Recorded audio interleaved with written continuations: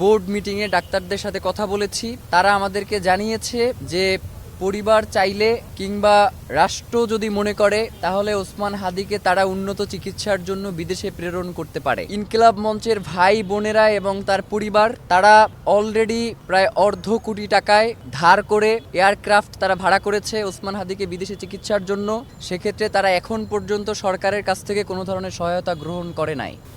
ওসমান ভাইয়ের বর্তমান শারীরিক অবস্থা হচ্ছে গত 2 দিন ধরে যেমন ছিল খুব একটা পরিবর্তন আসে নাই।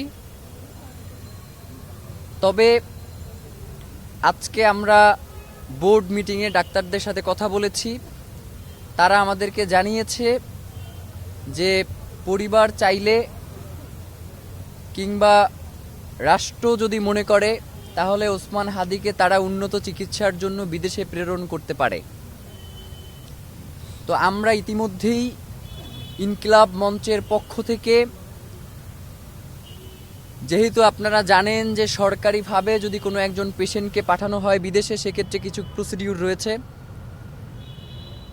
তো ইনকিলাব মঞ্চের ভাই বোনেরা এবং তার পরিবার তারা অলরেডি প্রায় $250 টাকায় ধার করে এয়ারক্রাফট তারা ভাড়া করেছে ওসমান হাদিকে বিদেশে চিকিৎসার জন্য।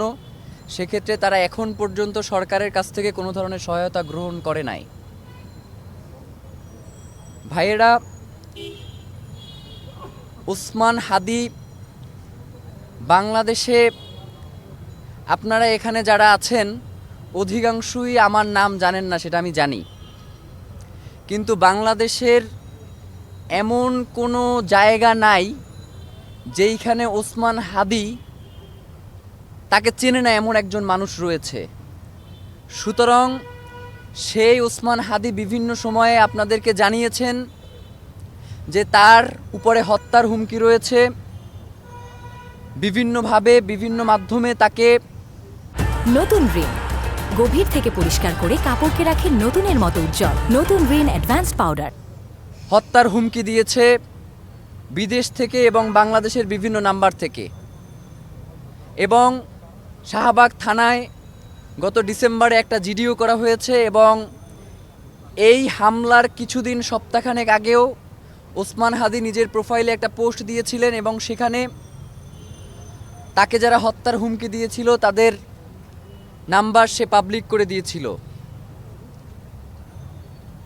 বাংলাদেশ সরকার যারা দায়িত্বে রয়েছেন, যে সকল গোয়েন্দা সংস্থা, অত্যন্ত হাস্যকর বিষয় যে ওসমান হাদির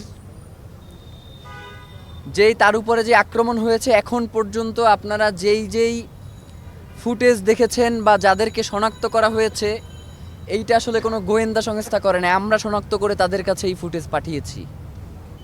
তো গোয়েন্দা সংস্থার কাজ কি একজন ব্যক্তির উপর আক্রমণ হওয়ার পরে মানে আমাদের কাছে সিসিটিভি ফুটেজ চাওয়া, নাকি কোন কোন পথ ধরে এই খুনিরা পালিয়েছে সেই ফুটেজগুলো তারা নিজ দায়িত্বে সংগ্রহ করা?